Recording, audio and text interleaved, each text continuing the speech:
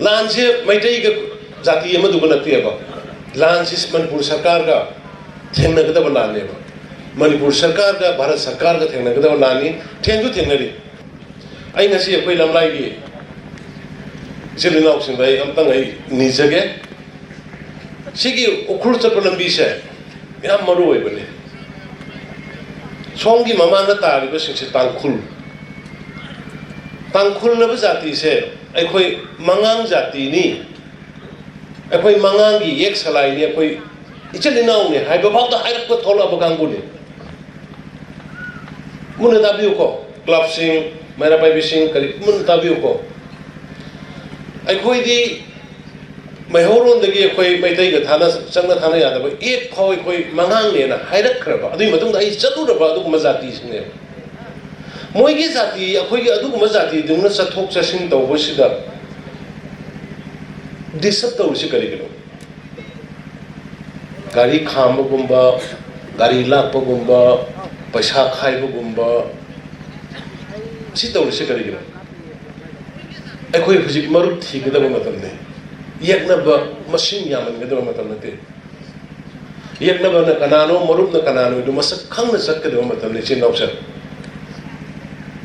अखोई मरुप अखोई इचलिना मसक खंग मतलब ने एक नब न कनानो है दो मसक खंग मतलब ने सी खंगो द्रगदी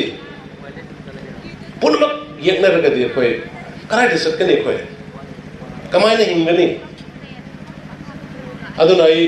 ngasi ai lai ngai sida ai honorable MLA honorable minister khasi mosam ju yawi nan gi thon ning da thok do ga gari kari no paisa khai kholi na to du gi gari lai kholi na to du gi do madu mayam gi mahut silaga ai na madu ai soi kre na hai ri aduna madu gi hujik gari chatu kasni thingni ba ban tawriba chalo ina tawriba do ngasi dagi I appeal से ताबी रगा चलन बियो है ना मतलब मैं appeal तो जगह अदुगा अम खंगना कोई लमलाई कनो दगिना सिंगारे दगिना कनो करीबा कोई सिंहों ग्वालताबी बाउदा लेबिरिबा प्रजा पुनो मकाइना खोरमगा हाइदे सेगी लंबी से सप गाड़ी मत डिस्टर्ब तो बनो नोई के दरकार नहीं पैसा होइगेरा डोनेशन होइगेरा हॉडीबर आइमोन लाओ मदो आई तौगे हॉडीबर लंबी से जगह सी को उन में तकी गाड़ी मत चेक तो बनो ये सिंगनबा मी लेना पुलिस पाओ असी गाड़ी से मसे चुमै आई हुजी समी खर संग पदो आई कना कना नो हंगो ने हंगदे पुलिस थार जा आराम से पकड़ संग पदो कना कना नो आराम बसी हुजी कइनो से कमांडो सारगा सटपा आर्मी सारगा सटपा so many things अखोई सेक्शन दबया अखोई सिंग नहीं लेगदबनी अखोई यूनिटी लेगदबनी आइना ख्वाइदगी नक्वा मखक्का हंदकिदा आदगी मो येंगनबना लान तारे युम कई मई थारे नोमई कापे बोंग कापे मदु थेंगनब अदोम द पुलिस थाजलु सिपाही थाजलु नोई कदौरियना हाइबी मोता MLA मंत्री दे अटैक तो गुम तो उड़ो क्रमाई तो नोई मंत्री बात होके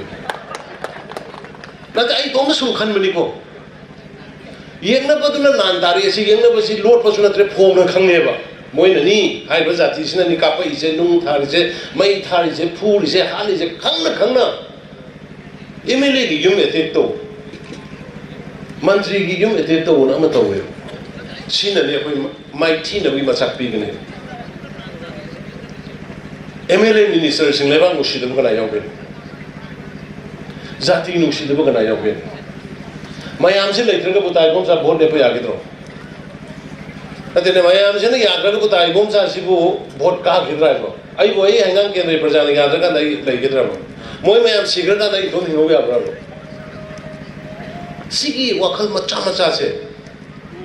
मसी थादो कांद येंगनब गी लेइदिबा जगह दो कोई focus बिगदबो yes ai ngarang hai dene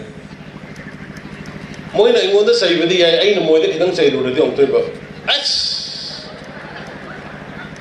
moi na sai badi haw badi tha tara si moi na sai ba ta ba je khang ngam de adu marak da khoi gi marak te marak mo de yaw ro pu nu ngai de ba ꯑꯗꯨꯕꯨ ꯅꯍꯥꯟ ꯑꯦꯁꯦꯝꯕ꯭ꯂꯤꯒꯤ ꯃꯇꯨꯡꯗꯒꯤ ꯑꯗꯒꯤ ꯈꯔ ꯍꯧꯖꯤꯛꯇꯤ ꯈꯔ ꯚꯥꯞ ꯇꯥꯅꯔ ꯃꯥꯜꯂꯦ ꯑꯩꯈꯣꯏꯒꯤ ꯇꯝꯄꯥꯛꯀꯤ ꯏꯆꯤꯟ ꯏꯅꯥꯎꯁꯤꯡ ꯑꯩꯉꯣꯟꯗ ꯆꯩꯕ ꯏꯔꯨꯗ꯭ꯔꯦ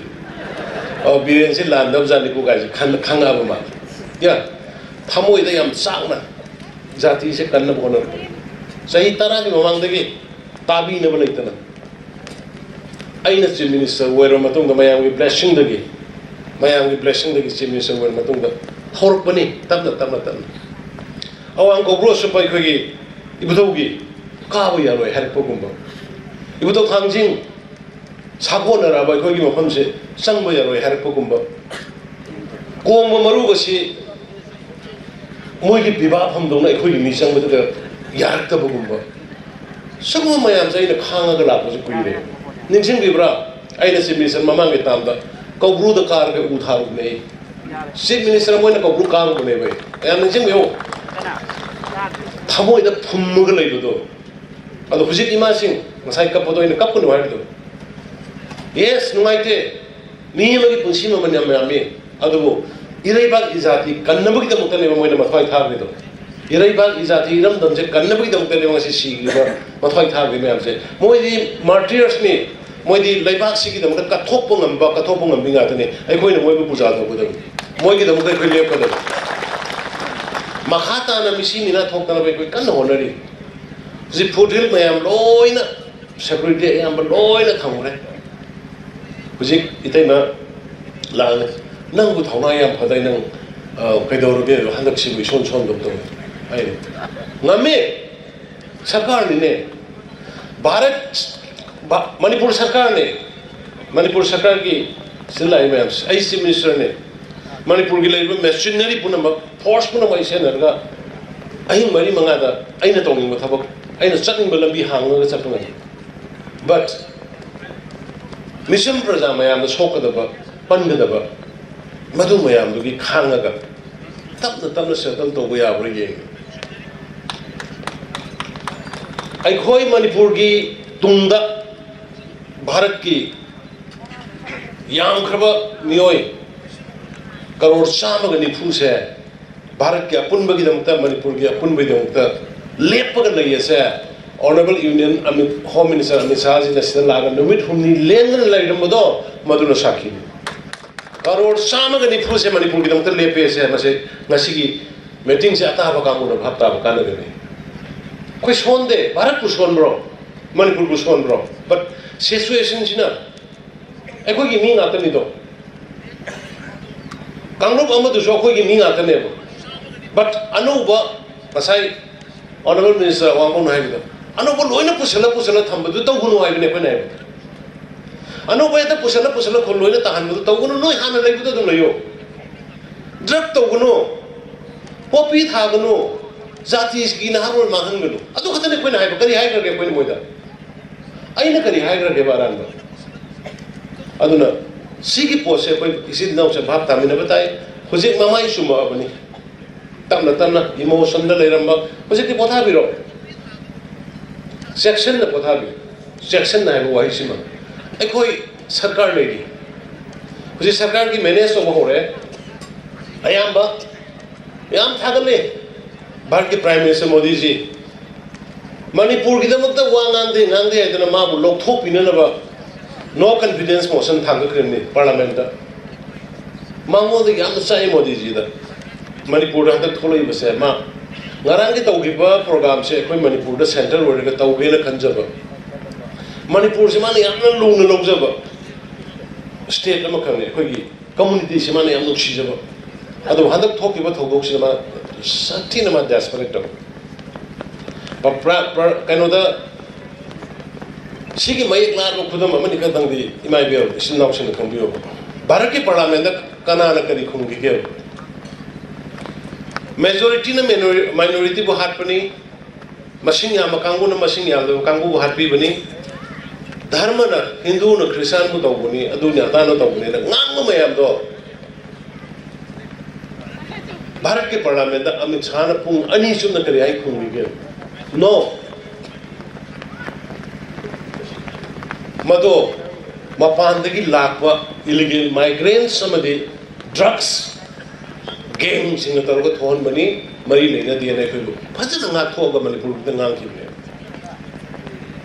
tabi manu na kom na yem bio adagi honorable prime minister na madai da noina Manipur gi ai wa ngang de na hadi do Manipur gi phandam gi da mukta madu gi ai assign to ka da home minister masada assign to ka da amoso khoi khut nam jan na de magi internal security ki thamani na mangona senior ka da mana tauri ba thabak ma ada numi dhuni sadaga leiruri ba potuni yana pan gren agoi gi asoi ba hayura nomitu da nongpok semai gi da thoki ba thok to laibak tv nupi masa ani do makhoi gi khundo da magi makhura amadi mabung si lei gidrabne mob se lising manga tara ekta mayam gi honi khamelo ki madung thok ba emotion da madugi lei gidraba matung du da hojiki laibak tv nupi masa ani si imai bel mayam duna na ha suna kallaga puthor kune mob tu dagi munna yengbiyo munna kanbiyo mob tu dagi kallaga puthor ko dugi photo do akhoi gi marai ba mazati yo laga rang ji to kharna madugi video do tonga na pisal laga parliament mamang na pisal laga maitai jati bu yo lu bone ba dai aduga aseng ba wari di nupi masa ani du nupi ani du kallaga porkhre di ngasi manga phame ba maitai ima ibel mayam sine ba ichini no mayam sine ba kallaga poraga mayum yong na thang ri ne ba maitai kallaga nupi masa ani du kallaga puthoraga mayum yong na tharam draga di moi hingang ba trai ba sigi pon mayam se khoi gi akhoi maitai na akhoi masen munnari ngai da somda kangbu kanglup on the land or ganda biren halu na tawni ngai ibom ja halu on tawni ngai da sigi pon mayam se khoi thengna hok de matam chana mayam gi lan thengna na bui de mayam ngang abu dam ka khoi thokrab ne khoi di mayam gi damuk ta ngang na mu che tai bom sa mang tong gi na te thama pan se ahin tum dam na kaya no ai gi sida atum tapsana mu theng wedra ari moirang santi akhoi tim lei noi bu theng wedra yan pung ani makhai ahum atum more da thok thok ga do more da commando yo bi ba ko yum han ro she torbung da chang ne thok wa so many things ahin mangang na ga nightmare to ga ba hin kaya ne ko ne len gis mayam na feel da kainom tawre hai ba da tum ba ya da security kai le security di kona da bane aduna imai bel sing ngasai aina hai ba do poning kan da no kap no hojik gaza da Israel ga Thengnari si kap mi ura ngaki ngang gusu hoje a Russia da Thengnari si India da Kargil war thongne Delhi da dum adagi atai state da dum tawi lan thena ga dum na thengnai akoi ju lan thena ga da thengnan je akoi mayam ga thaba dum taws lan thena ga da state punga ka da ba lan je maitai ga jati ma du ga nakti ba lan sis Manipur sarkar ga thengna ga da lan ne ba Manipur sarkar ga Bharat sarkar ga thengna ga da lan ni Thengsu Thengnari he khau ba dagi commando natra ne commando sing natra ba front da changa ga kap na ri se akoi wa pai ba du na di han du da ngam gote ne number ne an seng na ngang na se ba dum han ba ki sadan tor ko nomini sidi pura police commando sing ne ba matam da central force lakte ne ko na ma da gi de khoi gi mayam se tarik mari gi matung da mangai matung yo ko ne han ba di akoi khulai pai ra ga lei ba ngang amata yaw gi he ne da aduna imai bel sing ngasai hai ba do bisoji na su thok mayam ma thokre 92 93 da sahi taruk ne naga ko kira sahi taruk min lising na mani si do sahi taruk chatha gi bala ne kuki ga paite ga ni chahum he na hat sinagi bani